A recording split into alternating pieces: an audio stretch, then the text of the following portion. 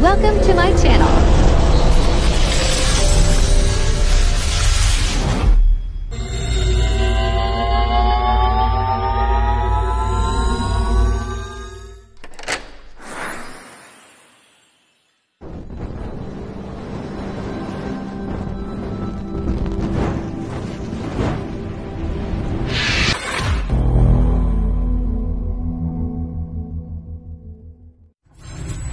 Enjoy watching.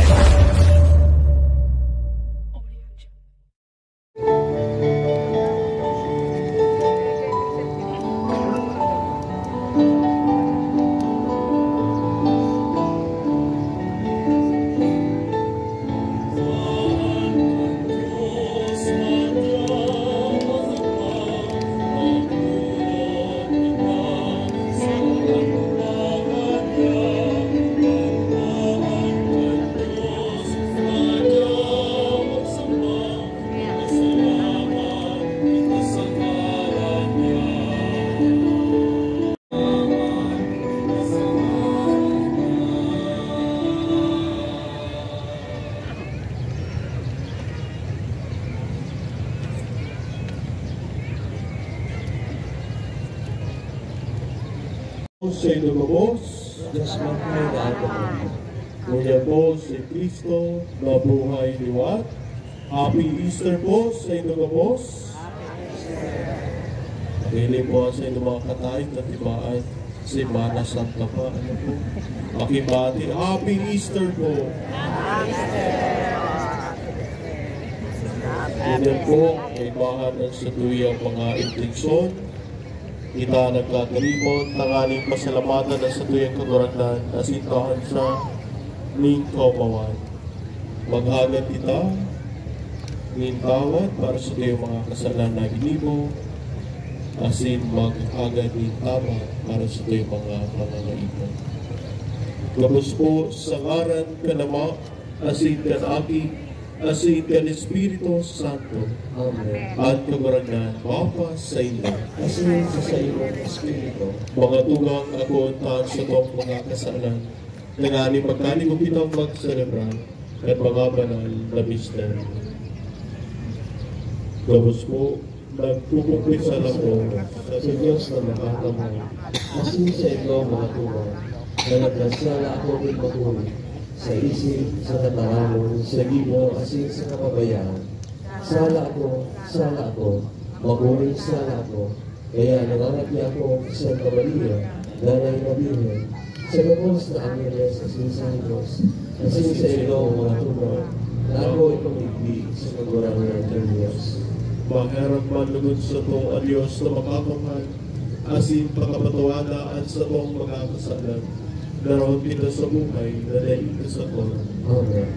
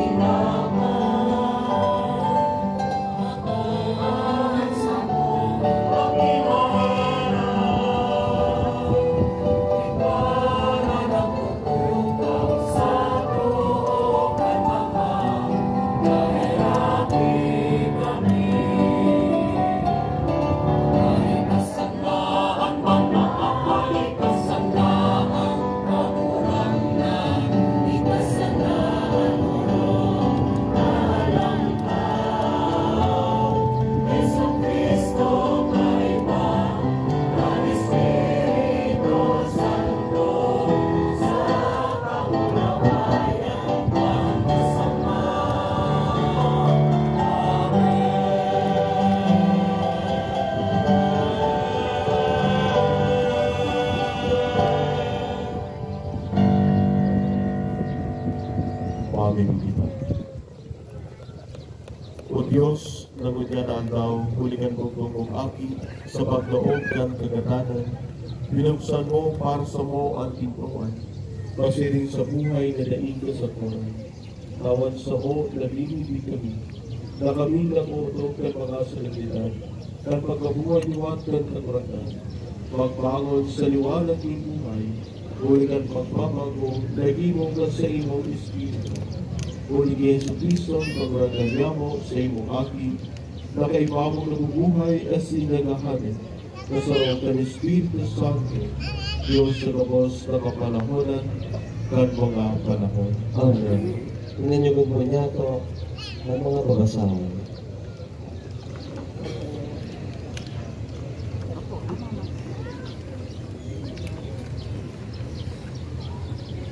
Pagbasa sa managibo ng mga apostoles.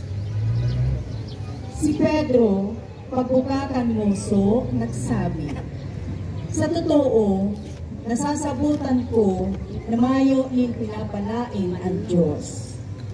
Aram nindo ang nangyari sa bilog na Judea, kung sa Galilea pagkatapos ng bunyag ay hinarubay ni Juan.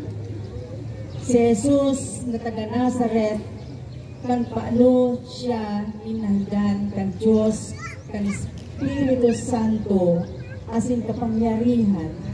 Naglibot siya nakarahayan ang dilikibo, asin pinapaumayan ang gapos na dinadaog-daog kang Diablo. Hulita ang Diyos kaiba niya. Mga saksi kami kan gabos naglibon niya sa runa kan mga Hudiyo asin sa Jerusalem. Ginadangin das siya na binitay sa kahoy. Siya binangon kan Diyos ikatulong aldaw asin itinugot na siya mahiling. Bako kan bilog na banwaan kundi kan mga saksi na kan enot pa pinili kang Diyos. Kami na nakikatan asin nakiinom sa iya pagkatapos mabuhay siya liwat halik sa mga gadan. Tinugo niya kaming magharubay sa banwaan asin magsaksi na iyo ini ang itinakda kang Diyos na maging hukom kan mga buhay asin mga gadan. Sa iya ang gabos na propeta nagsasaksi na makakamtan kang gabos na nagtutubot sa iya ang kapatawadan ng kasalan, huli kang sa iyang ngaran. Tataramon kang kagurangan. Salmo responsorio aawiton.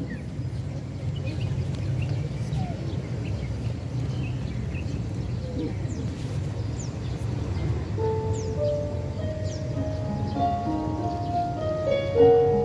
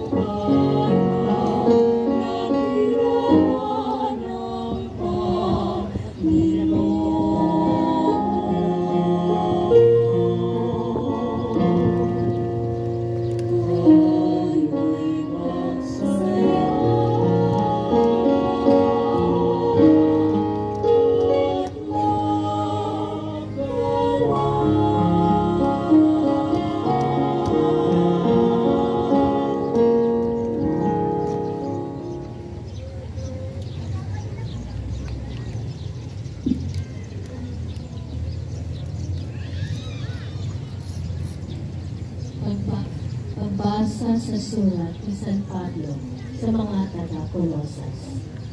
Mga tugang, kung binangon kamo na iba ni Kristo, hanapon nindo ang nasa itaas. Kung saan si Kristo yaon, nakatukaw sa tuog ng Diyos. Katadungan nindo ang nasa itaas. Bako ang mga yaon sa daga. Kakamo nagadan, asin ang sa indong buhay, nakatago kaiba si Kristo sa Diyos. Pag si Kristo magpahiling na, siya na iyoan sa inyong buhay, dangan kamuman kaiba niyang mapahiling sa kamulawan. Tatarama at tarulangan. Sa ikat sa Diyos. Mami mga gabo sa pag-ubiyaw ng Ebanghelyo.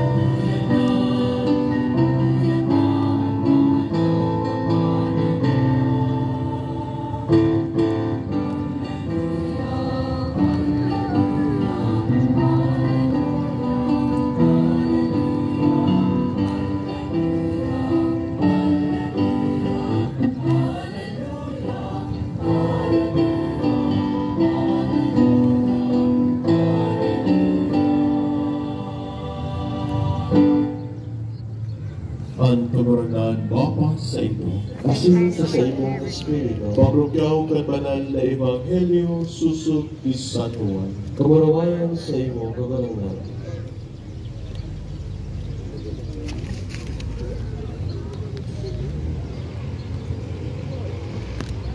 Ay, sorry po.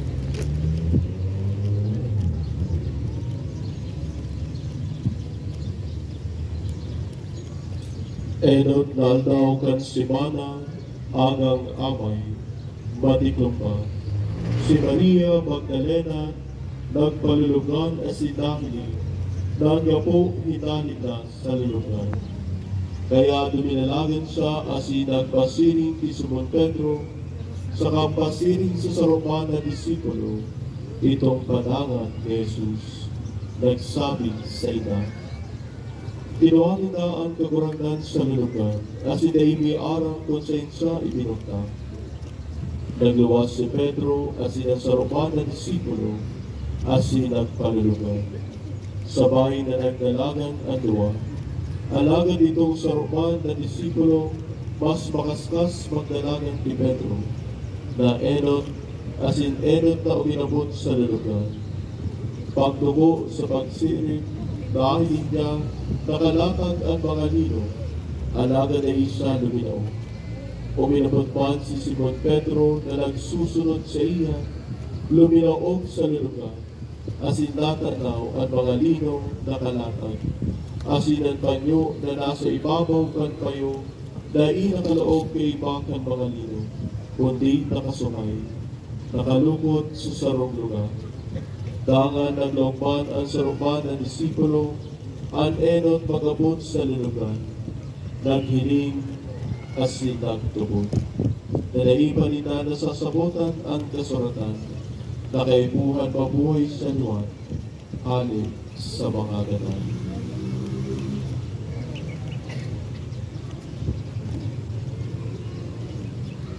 Marahay na bareta kang kaguragan. Pag-umo siya o Kristo, pinanigaw po niya ako ang hindi. Iwatos marahay na agamos sa idugamos. Happy Easter po. Happy po kamo. Sabi sa Salmo kanina, ito ang araw na ginawa ng Panginoon. Kaya tayo ay magalak. Totoo na dapat tayo ay magalak dahil ang ating Panginoon ay tunay na nabuhay liwan. At sa iyang panuga na siya mabubuhay pakalis ng tulong aldaw, totoo, bakong fake news. Asin kita ng mga Katoliko na nagtutubod kay Jesus asin sa iyang pagkabuhay liwan, ini ang kinakabutan. Ini katotohan na enot na ibinalangibog ni Maria Magdalena, ni Simon Pedro, at si Sarupa na disipulo. Na si Jesus na buhay. Si Jesus na nagsakit asin ibinako sa krus asin nagadan na buhay liwan. Si Jesus na nag-ibo ng kakakalasan katsayang ba digdi sa kilaban, totoong nabuhay asin siya nabuhay liwan. Ining katotoohan ang sa tuyang kinakabutan asin hindi man na pagkabuhay liwan na ilabang nagkataon sa tuya kan kasiguruhan kundi hindi man nagkataon sa tuyang kabos ni kaligtasan. Tinawas kita kang kaguragan sa kaurignan ni kasalan. Lininigan ang maating gatong mga puso asin ipinahilig ang sa iyang liwanag tanganing kailang kitang magbalik sa kadikluban. Kaya kita ay inaapod ng mga Easter people ang sa tuyang perming awit ay Alleluia. Na kita pinagoda kan sa tuyang kaguratan. Pakalis po kan 40 days lampas kita nagurupurot kan sa tuyang pamuhay-buhay. Kung kita ba yan nakakaagid na sa tuyang kaguratan o daipa. Kan Simana Santa kita nakipag-ulian lugod ang karaklan na po naghingowa na makipag-ulian sa kaguratan sa pagkumpisan. Dahil lamang tangaling akuon ang sa tuyang kaluyahan, dahil lamang tangaling sarong-saroon ang sa tuyang mga kapundian, ang silang mga kasalan na sa tuyang nagigiliw.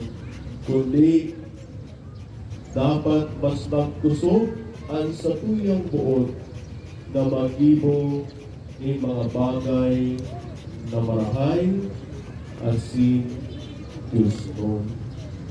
Asin iyan ang tunay na pagpapahiling na kita binagoda kan sa tuyang kaguratan.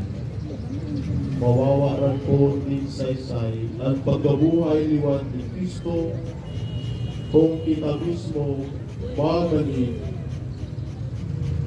sa kagadanan, sa kabordoan, sa kasalanan. Kaya siguro po magayon na kita mantang magpupuon liwan sa pagiging marahay, makanos, asin banal na aking kan Diyos. Nalininigan, pigtahan ng bagong oportunidad, tanganing patutoohan, ang karahayan ng sa tuyang kaguratan. Maghihogamay, nabalikan, po, ang sampulong tugon ng Diyos. Isa po may nagpupupisal sa buya kasi minsan ang ikinatara. Father, ako po nagkasala ng hulita, ako po naanggun. Ako po nainggit. Ako po mopray. Ako po kaslo. Ako po hubang. Hindi pa po ito kasalan. Pagbalik ta sa pulong tugon ng Diyos, tugon ni pagkabuon, pwede naanggun kita. Pero mas big-umaw ta ang sa tuyang kagratan. Iyan sa ugawi ni pagkabuon. Kung kita nahugak, at sinailang kita nakiinom sa tuyang mga kabisyo, mauugma ang sa tuyang kagratan. Asin iyan sa ugawi ni pagkabuon. Kung kita nainggit, asin kita mas nagtaonin takon, iyan sa ugawi ni pagkabuon, gaugma at sa tuyang Diyos. Kaya ganyan, namako na ang selebrasyon, at sila po na sa ating selebrasyon ng pagkabuhay liwat ni Kristo, mabuhay man lugod kita, dahil sa mga kasalan, kundi sa mga gawing may kabanalan. Balikan ka lang po ang sa pulong tugon kan sa tuyang Diyos, tanganing magiyahan kita kung paano totoong bamoon sa tuyang Diyos asin sa iyang kapwa. Yaon sa tuyang tubangan ang Siri Pascual, igiwa po yan sa kandila, dahil lang na hihili. Pero yan liwanag na yan, pwedeng mahiling sa sampulong tugon ng Diyos. Na yan ang magigiyas sa tuya kung paano kita malakbay bilang sarong simbahan. Mayong nawawalan, iribanan gabos sa pambaklay pabalik sa satuyang Diyos. Gabos nagraranga, gabos namumuon. Kasi may makitang ibang lalauman, kundi na bagay na kitagabos, makaduman at makabalik sa langit noon na kahadian. Bilang mga tagasunod ni Kristo, lugod iyan ang sa tuyang mauton. Imbes na mga kinabanon na bagay, lugod iyan ang ilang nyato sa tuyang mga puso, asin sa tuyang mga bayo. Iyong pwede ka magmaud, yung mga kinabanon na bagay, pero mas paurugunta ang pagmaud sa mas halangkaw asin Diyos noon na mga bagay. The hope that is Easter brings us, iman ang hope na sa tuyang gamiton ng aming makamtanta ang totoong kaugpahan, kaibahan ang sa tuyang kabranan. Sininsinay ka po sa bagong Melia sa Erotamisa sa alas 4, iniman ang sa tuyang pauto bilang mga bilago kan sa tuyang kabranan. Gamitan tama po ang tataramon na home. Age, iyo ang home in heaven. Dahil malingan kita, na kita dahil lamang taga San Fernando, na kita mga Pilipino, kundi kita mga aki na Diyos na iguang harong duman sa kalangitan.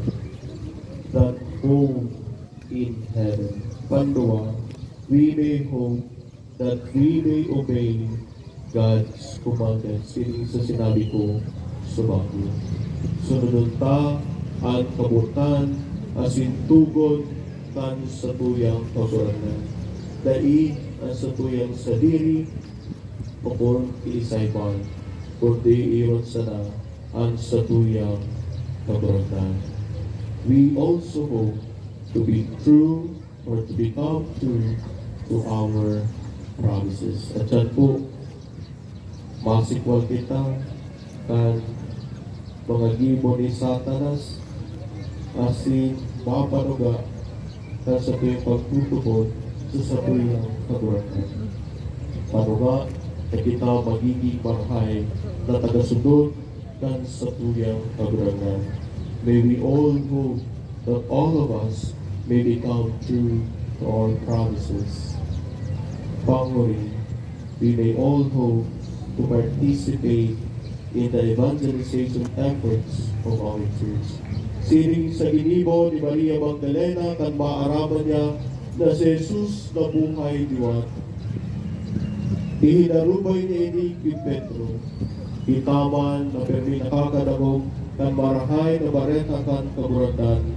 Iharubay taman ini sa mga taong bayo digdig, sa mga taong namumundo, nagsusulo-sulo, si mga napapahan o katagog kan marahay na bareta kan kaburatan, si mga dai nagtutubod. Ini ang pagchismisanta, ini ang imaritesta, ini marahay na bareta kan kaburatan, ang bareta kan satuyang kaligtasan.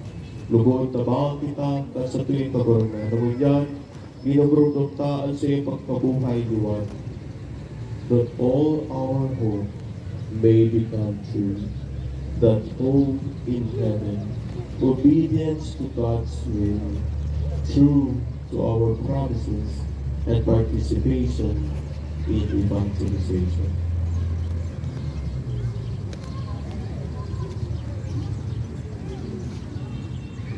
Ngunyan po ang gabos, pati ko sa pagbabago at sa tuyong mga karuga sa Lord.